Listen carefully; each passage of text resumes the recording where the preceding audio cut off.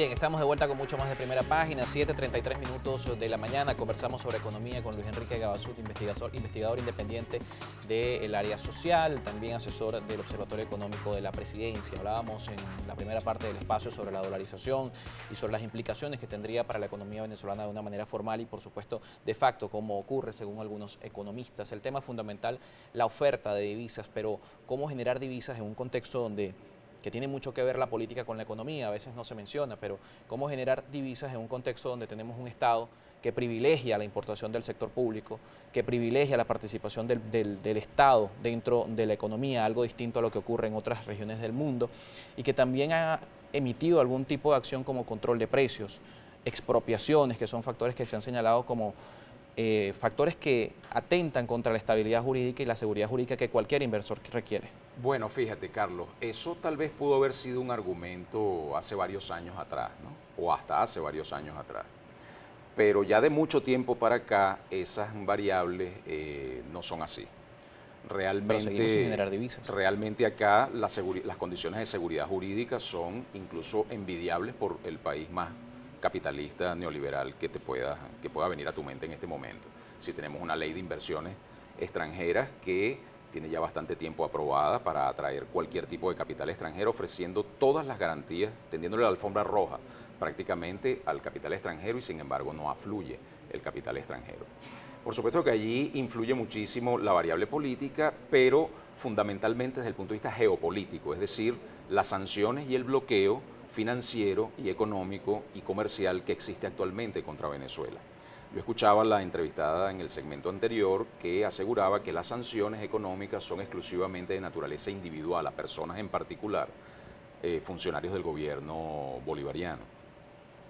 Y aun cuando eso es cierto que hay funcionarios que han sido sancionados a título individual, sin embargo hay una serie de sanciones en contra de PDVSA, incluso en contra ya hasta de los vuelos aéreos. Se han prohibido que toquen aviones directamente de aeropuertos norteamericanos a aeropuertos venezolanos. Las líneas navieras, cuyo componente de flete, que es un factor importante en los costos de importación en Venezuela, no solamente de productos terminados, sino también de insumos y materias primas para la producción, bueno, nos han subido muchísimo las tarifas de transporte mercante, de transporte marítimo, producto de las sanciones, porque al ver que muchas líneas navieras se retiran de los tráficos hacia puertos venezolanos por temor a ser sancionados a su vez esas empresas por Estados Unidos y sus aliados, pues evidentemente que las pocas líneas navieras que todavía se atreven a seguir sirviendo puertos venezolanos, pues nos suben muchísimo las tarifas porque, bueno, pues porque se aprovechan de la situación. Pero sobre el argumento del bloqueo y de las sanciones económicas siempre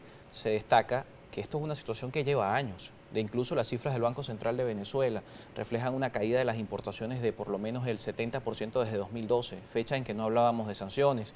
Reflejan una contracción del Producto Interno Bruto desde el año 2015 de al menos el 50%, fecha en la que no hablábamos de sanciones. Claro, ahí hay que ver la película completa. Yo no estoy diciendo que las sanciones sean la única variable ni el único factor.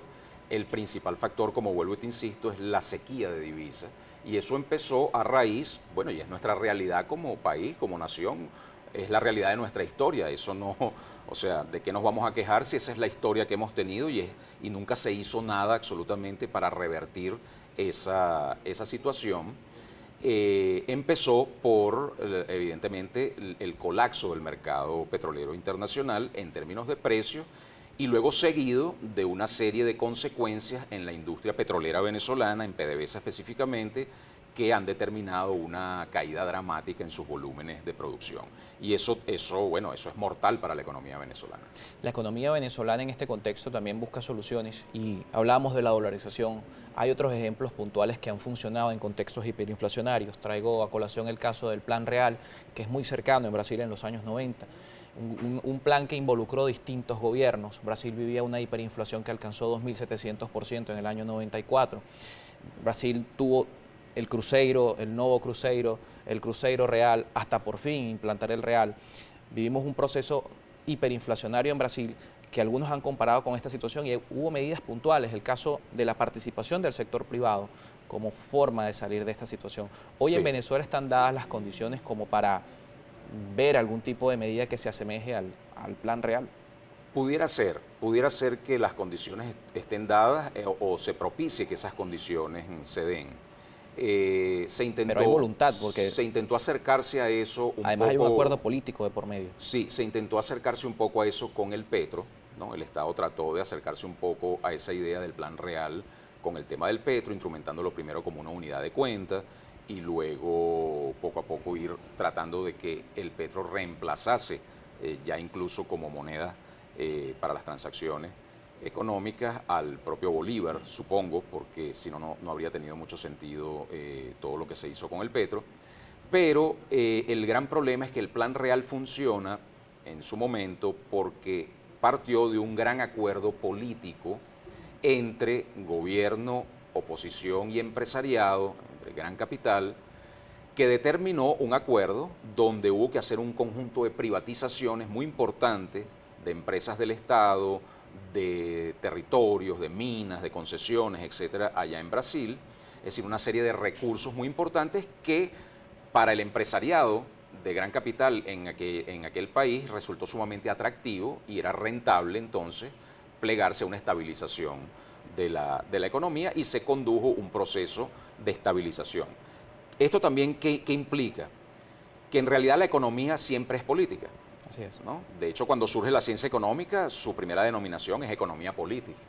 Y en ese contexto político, lo dejamos para luego de la participación de la audiencia, en ese contexto político hay voluntad de dos cosas. Por ejemplo, usted que por ejemplo ha estado en el Observatorio Económico de la Presidencia, ¿hay voluntad de abrirse hacia el sector privado o de reconocer lo que hoy se demanda por parte de la comunidad internacional que nos ha llevado a estas sanciones económicas? Es algo que podemos hablar luego de leer la participación de la audiencia, 7:40 minutos de la mañana. Nuestra compañera Daniela Salas va a dar lectura a sus comentarios a través de las redes sociales.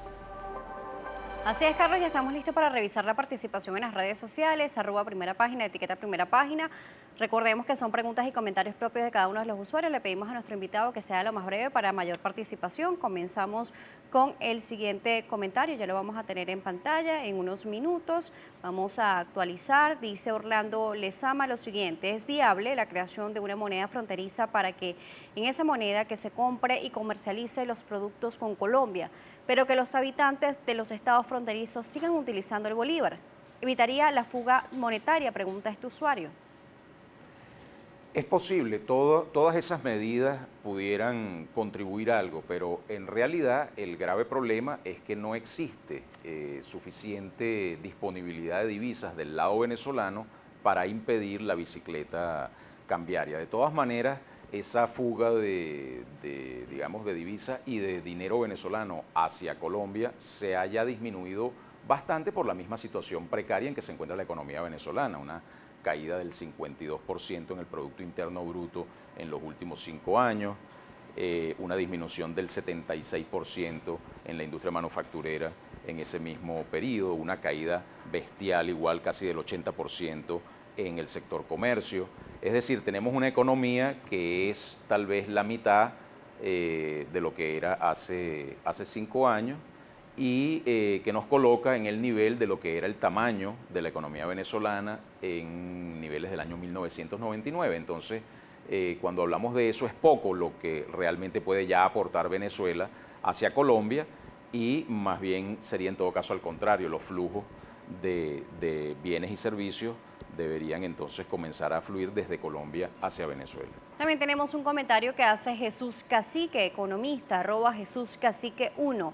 Venezuela atraviesa depresión económica combinado de hiperinflación. Las expropiaciones causaron profundo daño al aparato productivo. La dolarización tiene dos vertientes, vía demanda y oferta. El gobierno continúa violando la Constitución de la República Bolivariana de Venezuela en el artículo 320, financiando el déficit fiscal. ¿Qué opina usted ante estos comentarios de Jesús Cacique? Yo no creo que sea tan así, vuelvo e insisto, tal vez eso pudo haber sido un factor hasta hace algunos años. Realmente en este momento es poco lo que puede el Estado financiar el déficit fiscal y aun cuando por supuesto sigue habiéndolo, porque hay un componente de estabilidad social que es necesario garantizar, sobre todo en el tema de alimentación, medicamentos, sistemas distributivos alternativos como la caja CLAP, etcétera. y también para el mantenimiento mínimo de infraestructura y de servicios básicos acá en el país. Sin embargo, la verdad es que de prácticamente un año para acá, desde que el Banco Central de Venezuela decidió adoptar su política restrictiva de la liquidez monetaria, los niveles de financiamiento del déficit fiscal han caído muchísimo y realmente no creo que eso sea un factor que pueda explicar la situación en este momento. Luis Méndez, @LuisMM1001, dice lo siguiente: ¿cree usted que el ciudadano cuando paga y resuelve su situación pagando en divisas que no declara como ingreso, le dice indirectamente al Estado que estamos bien con esta economía? Es una inquietud que tiene este usuario.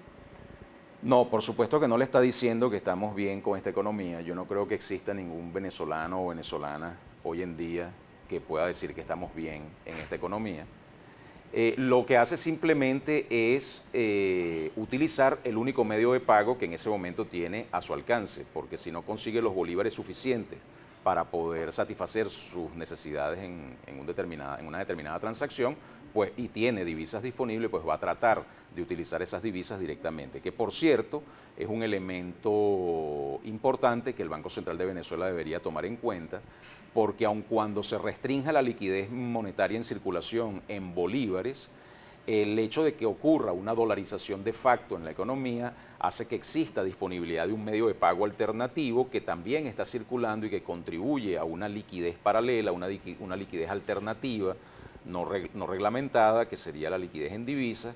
Y esto es lo que explica por qué, a pesar de la severa restricción en la liquidez monetaria en bolívares, sin embargo, la inflación sigue subiendo, porque ahora la inflación que tenemos es una inflación en divisas, es decir, los precios en divisas se comienzan a disparar en la medida en que exista circulante de divisas en la economía.